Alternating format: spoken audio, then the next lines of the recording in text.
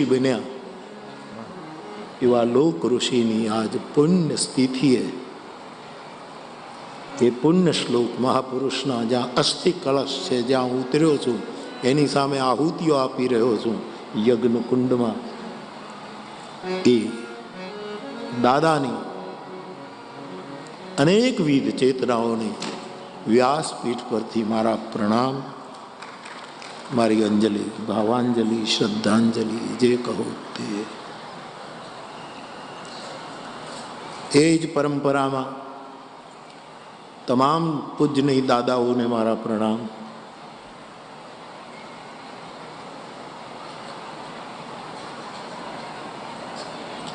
કથામાં ઉપસ્થિત સૌ સાધુ સંતો, પૂજ્ય ચરણો,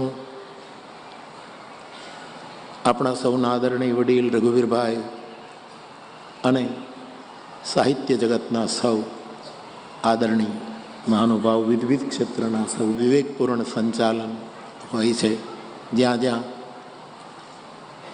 આવીને સેવા આપે છે ત્યારે. અને પછી હોઠ તો હલતા હતા પણ હૃદય બોલતું હતું એવા મારા પરમ સ્નેહી અરુણભાઈએ જે વક્તવ્ય આપ્યું, સુરત એક લીટી ગાવી છે, કેમ તમે આવ્યા છો એમ નાવ પૂછજે, કેમ તમે આવ્યા, કેમ તમે આવ્યા, કેમ તમે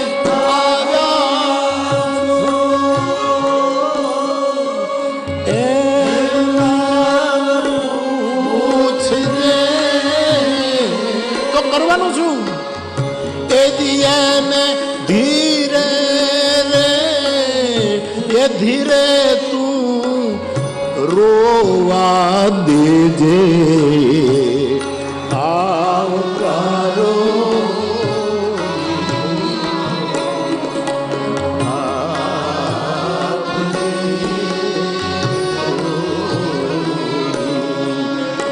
એ દિયાને ધીરે ધીરે તું બોલવાને આવકારો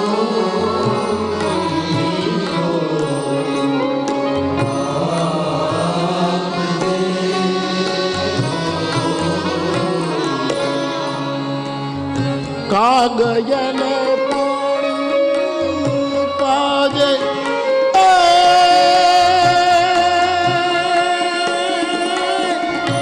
ભેગો બેસી ચા પીજે,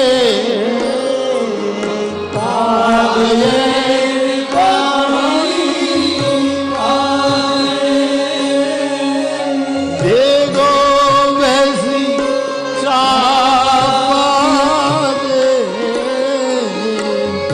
પછી એને છોડે રે એ સુધી વળાવવા જાજે, પણ આવકારો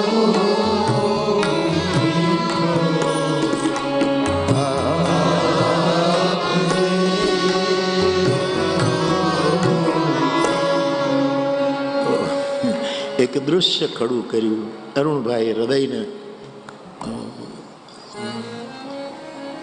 એ તો એમનો સદભાવ છે, પણ હું ભરોસો આપું છું કે હું કાયમ તમારી સાથે છું.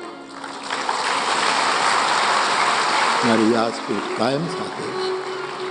મારી વ્યાસપીઠે બીજું કરવાનું શું છે? શું કરવાનું? મારે તમને તિલક કરતા કરવા છે? મારે મારા ગળામાં માળાઓ નાખીને ફરતા કરવા છે? મારે તો આવી ગાંધી, વિનોબા, રવિશંકર દાદા, જુગતરામ દાદા દવે, નાના બાપા અને આ બધી જ પેઢી આપણી જે મહાપુરુષો જે છેલ્લા માણસો સુધી ગયા છે,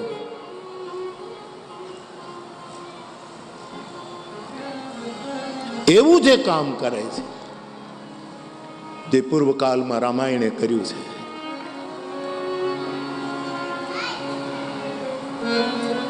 રામ સીતાને શોધવા થોડા ગયા હતા. સીતા ગીરા અર્થ જલ બીચ સમ કહયત ભિન્ન ભિન્ન. તુલસી કહે સીતા અને રામ એ તો વાણી અને અર્થ જેવા અભિન્ન છે. કાલિદાસનો મત લીધો વાગર્થા વિવ સંપ્રિક્તો. કાલિદાસ કહે શિવ અને પાર્વતી વાણી અને અર્થ આમ બોલવામાં જુદા. પ્રતિપત્તયે જગત પિતરો વંદે પાર્વતી પરમેશ્વરો. તુલસી એ જ ન્યાય લે છે કે સીતા અને રામ એ બોલવામાં જુદા છે, બાકી અભિન્ન છે. મને કહેવા દો, મારો રામ સીતાને શોધવા નહોતો ગયો, શબરીને ગોતવા ગયો. એની શબરી ખોવાણી હતી, એની સીતા નહોતી ખોવાણી. એ જે રામે કામ કર્યું એ કાર્ય આજ નાના બાપાએ લખ્યું છે, નાના દાદાએ. એ તો ચુસ્ત સનાતન ધર્મી હતા સાહેબ, ચુસ્ત. પ્રશ્નોરા બ્રાહ્મણ, ત્રિપુંડ, શિખા, યજ્ઞોપવિત, કર્મકાંડ, આ બધું જ એનામાં પાકું હતું. પણ ધીરે ધીરે જેમ લાગ્યું કે હવે આટલાની જરૂર છે, પછી છોડતા ગયા. છોડતા ત્રિપુંડ હોય જ, કપાળમાં ચંદન હોય જ સાહેબ. પણ જ્યારે એમ લાગ્યું કે હવે જેમ જેમ કેટલા એ પ્રાસંગિક રહ્યા હશે, દેશકાળને વફાદાર રહ્યા.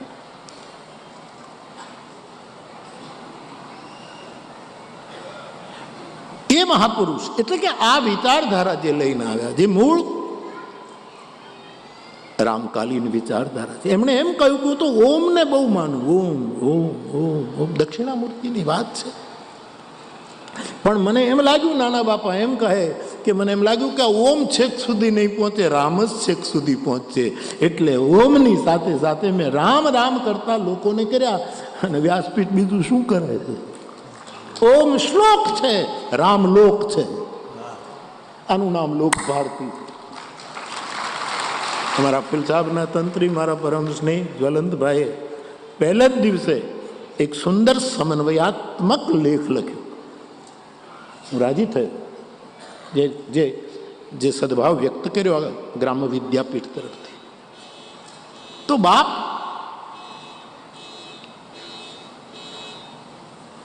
મારે આ જ કરવાનું છે. ઈશ્વરે એવી કૃપા કરી, કાંઈક કરવાનું છે જ નહીં, છતાં આ કરવાનું છે.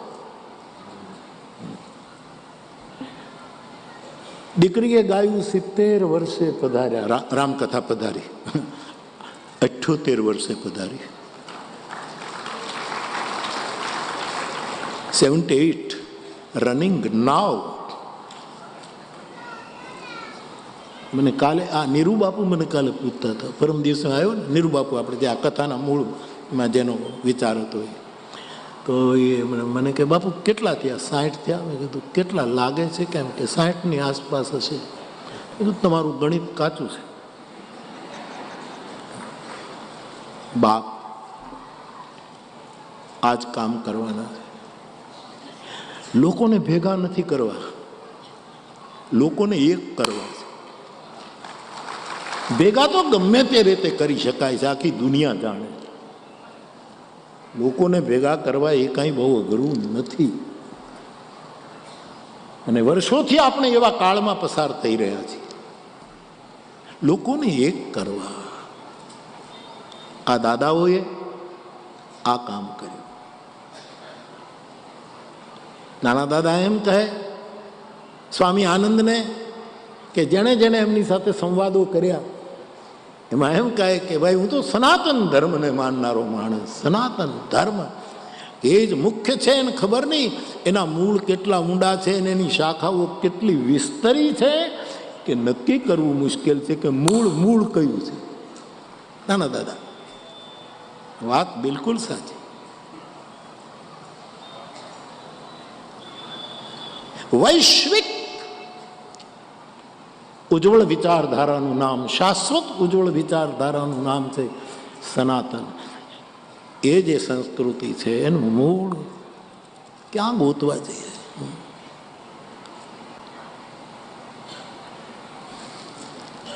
મારા વડીલ માધવભાઈ જે મૂળિયા વિશે હંમેશા એની પાસે હું કવિતા ગાઉં, ગવડાવું, બોલાવું. મૂળની કહો, મૂળની કહો. અંધારામાં આગળ આગળ વધે છે અને ફળ આપી દે જગતને. અંધારામાં કેમ કેમ ધીરે ધીરે ધીરે ધીરે જીવવા માટે પાણી ગોતી લે, એને ટગલી ડાળે એનો ચમત્કાર થાય. આવા જે મૂળના કામો છે, આ મૂળિયાવાળી સંસ્થા છે. આજે આ લોક ભારતીમાં નાના નાના હિંચકા છે ને, એ હું જો, મને હિંચકો ગમે. આ ઝૂલા અમારે ગુરુકુળમાં પહેલાં તો હું બેસું ત્યાં હોય, પછી એક બે બીજા હિંચકા હોય. પણ અયોધ્યાના એક સાધુ આવ્યા ને, એટલે એણે જરા ખીજમાં મને કીધું કે બાપુ આ તમે હિંચકે બેસો ને આ બધા હિંચકાના આમાં તમારા મહેમાન માટે કંઈ હિંચકો નહીં. મેં જયદેવને કીધું કે આ સત્ર પૂરું થાય ને પછી બધી જગ્યાએ હિંચકા જ નાખી નાખો. જે મહેમાનને જ્યાં હિંચકવું ત્યાં હિંચકે, ભલે એને ફેર ચડે. કારણ કે અમારે ત્યાં ઘણાને ફેર ચડે એવાય આવે છે, એને ખરેખર ફેર ચડે છે, એને કાંઈ ફાવતું જ, એને એમ થાય કે આ બધું કેમ છે, ઓહો અરે આ બધું કેમ. મોરારી બાપુ પીરસવા આવે, અરે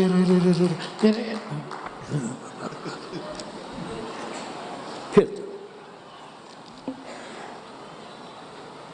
પછી એમ બધે. અહીંયા હું હિંચકા જોઉં, છોકરાઓ હિંચકે છે. આ હિંચકાનું મૂળ આ દાદાઓ છે, આ શાખાઓ કેટલી વિસ્તરી. એટલે મને મને મને મારે તો આ કથામાં જ મારો આનંદ છે, મારી જીવનની પ્રસન્નતા જાય.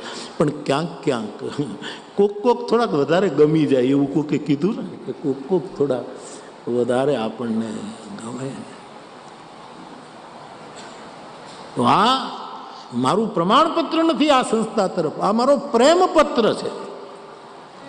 પ્રમાણપત્ર હું શું આપું, આપણું શું ગજું.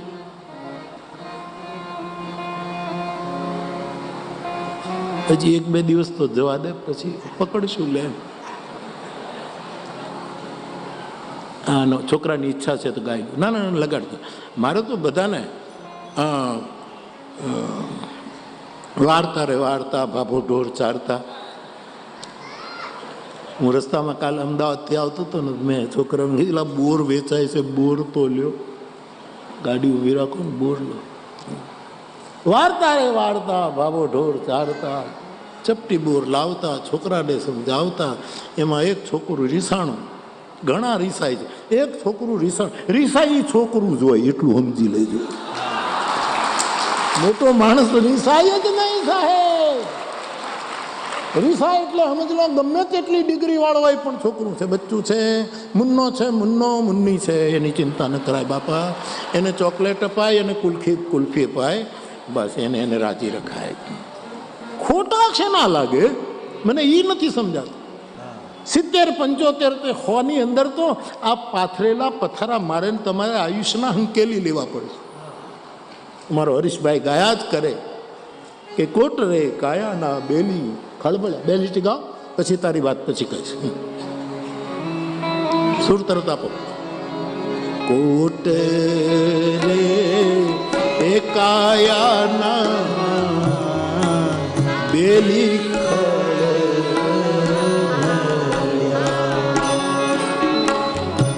અને કાળે ચાપી છે એ સુરંગો, કાળે ચાપી રે સુરંગો,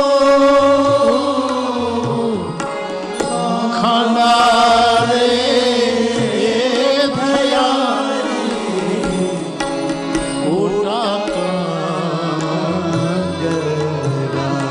કાંગરા ખાંડા થયા. કઈ રીતે? પણ ત્યાં તો દાગ દાગ નહીં દેખ દેખ ડબ ડગ મગ પગ પગ મગ મગ અલગ રંગ જગ તગ મુખ દંત બચન જબ પગ પગ જમિયાનું ચાર લગ ભગ જગ ડગ ડગ નહીં દેખ દેખ ડબ ડગ મગ પગ પગ મગ મગ અલગ પર જગ જગ મુખ દંત બચન જબ પગ પગ જમિયાનું ચાર લગ चित चेत सयाना फिर नहीं आना जग में आखिर मर जाना भाई जग में आखिर मर जाना भाई जग में आखिर मर जाना. तो खांगारे थया कोठा कांगरा અને ડૂકી ગયા. આપણા શબ્દો લીધા, જોઈ લો આપણા કાઢ. ડૂક્યા ઉધમાતી અંગો, જે અંગો ઉધમાતા હતા એ ડૂકી ગયા. એના પહેલા આપણે કંઈક કરીને જઈએ. તો આ મૂળિયાના બધા હિંચકા છે.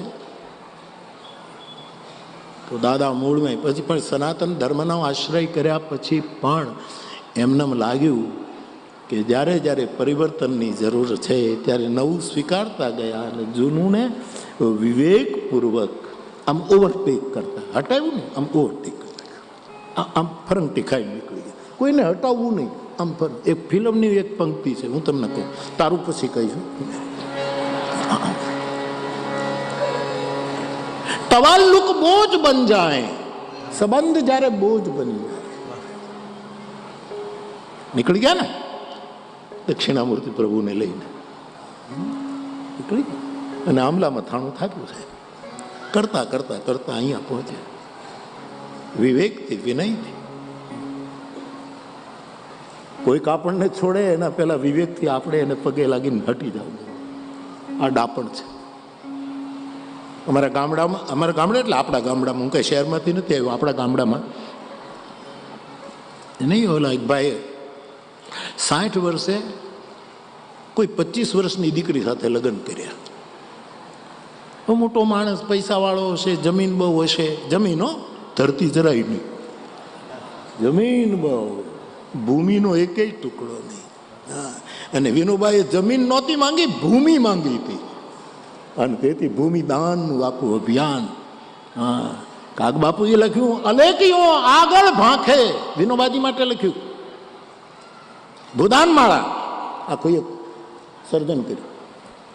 અલેખીઓ વિનોબાજી, અલેખીઓ આગમ ભાખે, દેશ દખણનો બાવો. મહારાષ્ટ્રથી આવતા હતા ને. દેશ દખણનો બાવો, અલખીઓ આગમ ભાખે, આ દેશ દખણનો બાવો. ભૂમિદાન, ભૂમિદાન, ભૂમિદાન. બલીએ જમીનનું દાન નહોતું કર્યું, 3 ડગલા ભૂમિનું દાન કર્યું હતું. મારો કહેવાનો અર્થ,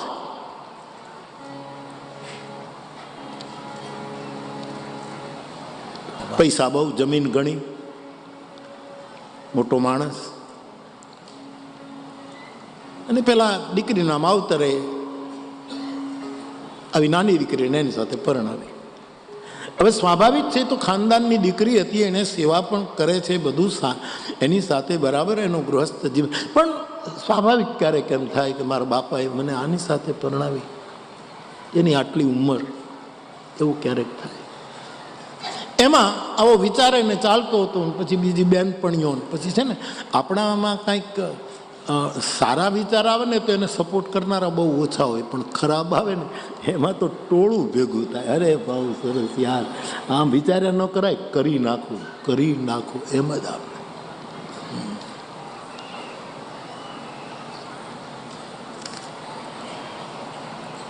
આગિયો તેજ પુંજ સૂરજને આજે એનો હરીફ સમજે છે. ક્યાં આગિયો, ક્યાં. અને આવું જયારે શરૂ થાય ત્યારે એના કાનમાં નાખનાર, અરે તું તો આગિયો તો તોડી નાખે એવું છે, સૂરજ ક્યાં પકડાય છે, કબજો માલ, પણ તું તો અહીંયા તો, અહીંયા તો આમ ટોળા ભેગા થઈ જાય. આ નીતિનભાઈનો શેર છે. સીધા સાદા શબ્દોમાં સરળ તરલ જાય છે આપણું સર્જન. કહું 2-3 છે, તારું પછી હો. આગિયો તેજ પુંજ સૂરજને આજે એનો હરીફ સમજે છે. ક્યાં સૂરજ, ક્યાં. એક શેર ઓર કહો.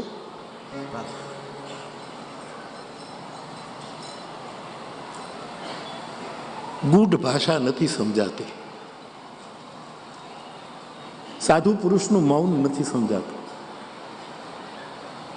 આ અરુણભાઈએ કહ્યું કે હું આવું, અને હકીકતમાં એ કંઈક લખીને આવ્યા હોય તો હું વાંચી લઉં, બીજી મારે કાંઈ વાત થાય જ નહીં. 2 જ વસ્તુ, આવો અને આવજો, જય સિયારામ.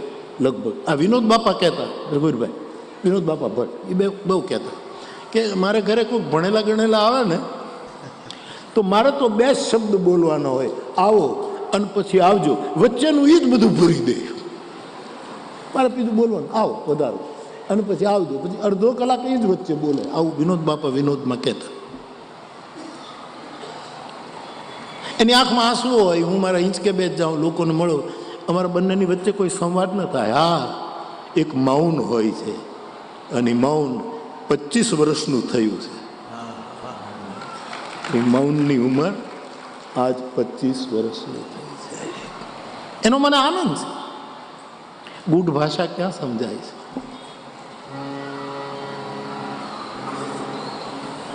ગૂઢ ભાષા નથી સમજાતી. શબ્દો બિલકુલ સીધા સાદા જાય. પ્રણવ. ગૂઢ ભાષા નથી સમજાતી. સ્નેહ. માણસો તો ખાલી ગાજવી જ સમજે છે. એને તો દેકારાન, પડકારાન, જય જયકાર ને જિંદાબાદ ને મુર્દાબાદ એ જ આમ. ગૂઢ ભાષા કોણ સમજે છે? મૌનને કોણ પારખે છે?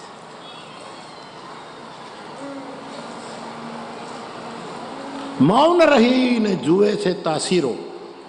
મૌન છે તાસીરો. આમ સઘળું એક ફકીર સમજે છે, આમ બધું જાણે છે, પણ મૌન રાખીને તાસીરો જોયા કરે છે. કોઈ પૂજા કરે છે ધરતીની, કોઈ કેવળ જમીન સમજે છે. કોઈ તો ધરતી માનીને પૂજા કરે, કોઈક તો ખાલી જમીન સમજે છે. અને બહુ સારો શેર છે, જુઓ સાહેબ, બહુ સીધી સાદી ગુજરાતી ભાષાને તમે જો કે ગામડામાં તો બોલાય જ છે, પણ આ ભાષાને કાંઈ એને થવાનું નથી. હા, લગભગ હું બોલતો રહીશ ત્યાં સુધી તો આ જ નહીં આવવાનું. મારી જુબાન હશે ત્યાં સુધી તો આ મારી ભાષા છે. મારે ફાયદો શું થયો કે મને આમાં કેટલા હિન્દી ભાષીઓ આવ્યા છે, ઇંગ્લિશ ભાષીઓ બેઠા છે. એને હું પૂછું કે તમને ગુજરાતીને, એમાંય હું તો અહીંયા ઠેઠની ગુજરાતી બોલું કે જેમાં શુદ્ધ ગુજરાતી બોલનારને કદાચ હળ પણ નહીં હુજે. હકીકત છે, કારણ કે અમારા કાઠિયાવાડી જે શબ્દો છે એ ઘણી વખત એનું ગુજરાતી અમારે સમજાવવું પડે, એવું થાય. પણ હિન્દી ભાષીને બધા એમ કે બાબુ બીજાની ગુજરાતી નથી સમજાતી, પણ તમારી ગુજરાતી સમજાવે છે. આ ગુજરાતી ગંગધાર છે. ત્રણ લટ ખોલી મારા શંકરે, એમાંથી એક સંસ્કૃતની ધારા આવી, એક બીજી પ્રાદેશિક ભાષાઓની ગંગા વહી, અને એક આપણે ત્યાં આવી. સમજો, શેર સમજો.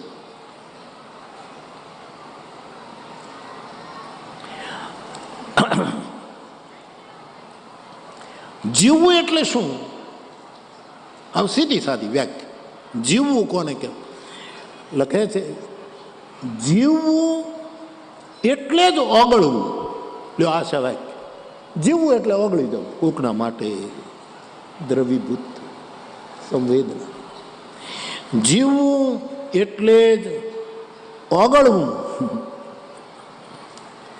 આટલું સત્ય તો એક મીણ જાણે છે. મીણ, એક મીણબત્તીનું મીણ પણ સમજે છે કે જીવવું એટલે ઓગળી જવું. એમાં આવું ચાલે છે કે આ ગયો તેજ પુંજ સૂરજને આજેનો હરીફ સમજે. સારા વિચારો હોય ત્યારે સપોર્ટ ઓછો મળે છે. ઘણાને સત્ય સમજાય છે પણ સ્વીકારાતું નથી, અને સહન પણ થતું નથી. આ બે પ્રોબ્લેમ છે. સ્વીકારવાની ક્રાઇસિસ અને સહન ન થઈ શકે.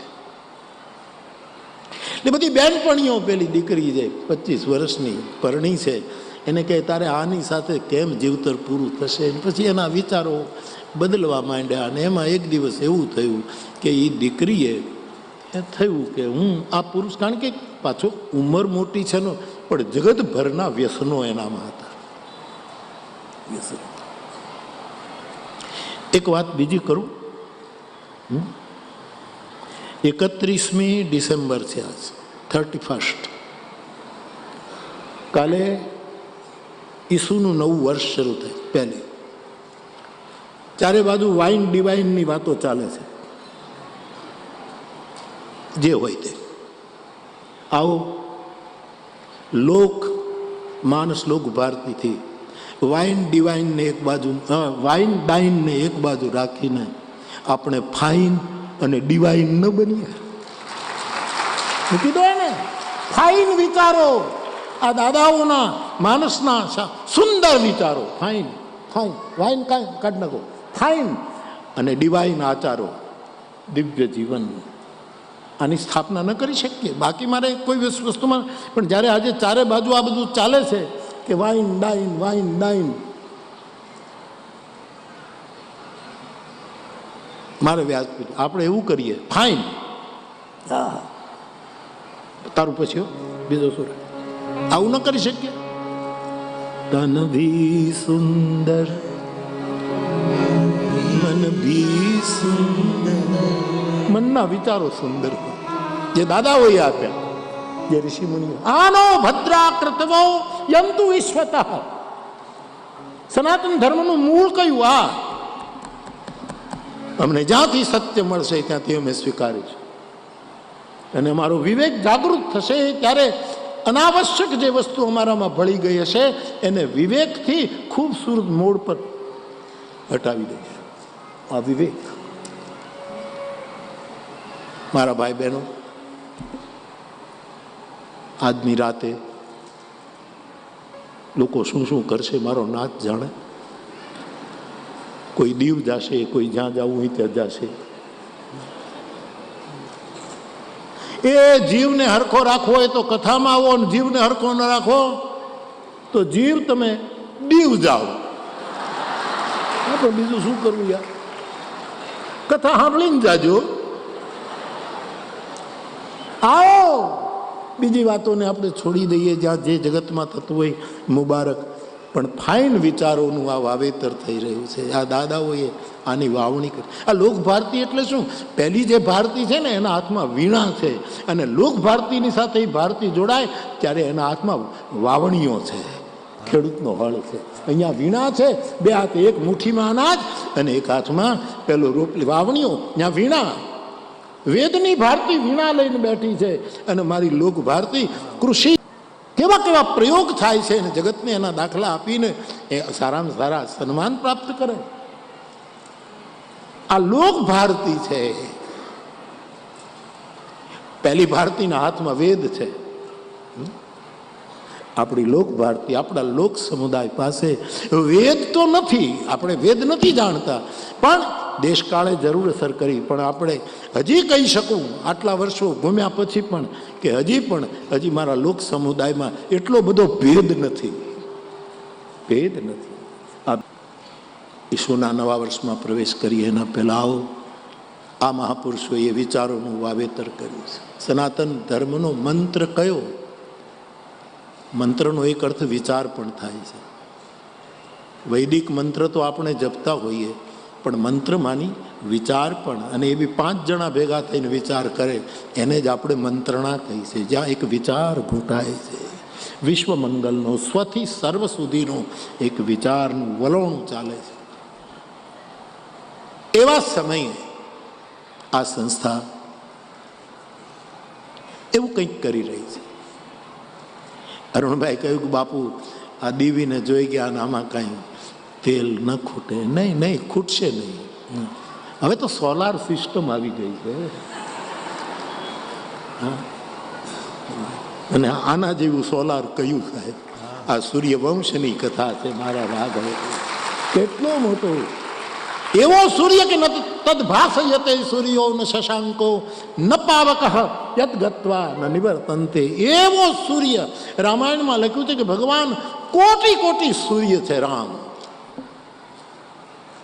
આ મારો ઉમળકો વ્યક્ત કરું છું. ભાળેલું ભાખું છું. જે ભાળ્યું છે એ ભાખું છું. એટલે આ મારું પ્રમાણપત્ર નથી. પણ હું વચ્ચે કહેતો હતો કે અનાવશ્યક લાગે ત્યારે એનો તિરસ્કાર નહીં, એની ઉપેક્ષા નહીં, પણ થોડાક આપણે હટી જવાનું, ઓવરટેક કરી. એના વિશેની એક પિક્ચરની પંક્તિ છે.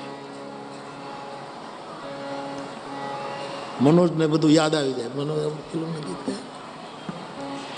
તસવ્વુર બોझ બન જાય તો ઉસકો खूबसूरत मोड़ पर છોડના અચ્છા, ખૂબસૂરત મોડ પર.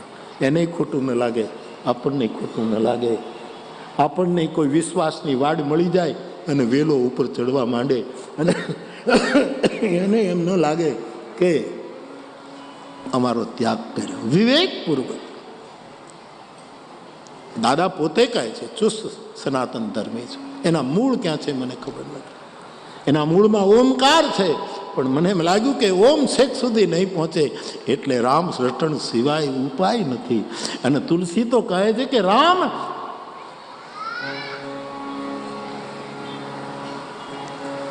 વેદનો પણ પ્રાણ છે. હું નથી કહેતો. બીધી હરિ હર માઇક વેદ.